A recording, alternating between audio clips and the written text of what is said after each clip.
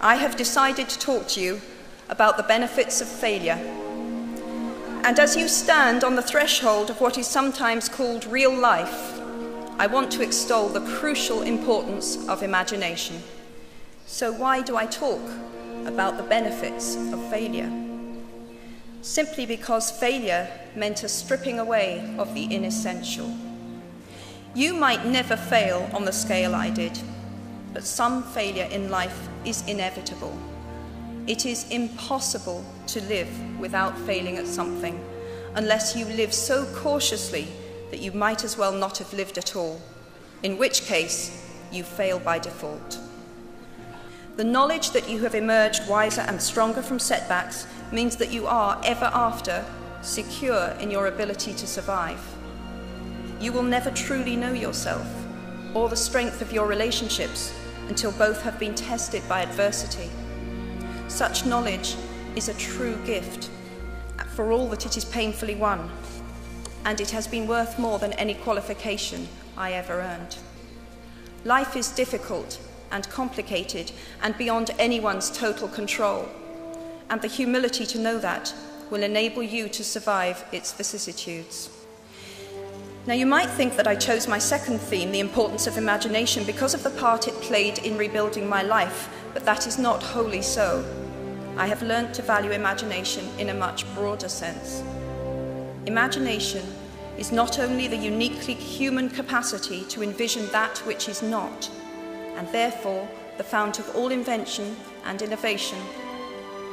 In its arguably most transformative and revelatory capacity, it is the power that enables us to empathise with humans whose experiences we have never shared. Unlike any other creature on this planet, human beings can learn and understand without having experienced. They can think themselves into other people's places. Of course, this is a power, like my brand of fictional magic, that is morally neutral. One might use such an ability to manipulate or control, just as much as to understand or sympathise. And many prefer not to exercise their imaginations at all. They choose to remain comfortably within the bounds of their own experience, never troubling to wonder how it would feel to have been born other than they are. They can refuse to hear screams or peer inside cages. They can close their minds and hearts to any suffering that does not touch them personally. They can refuse to know. I might be tempted to envy people who can live that way, except that I do not think they have any fewer nightmares than I do.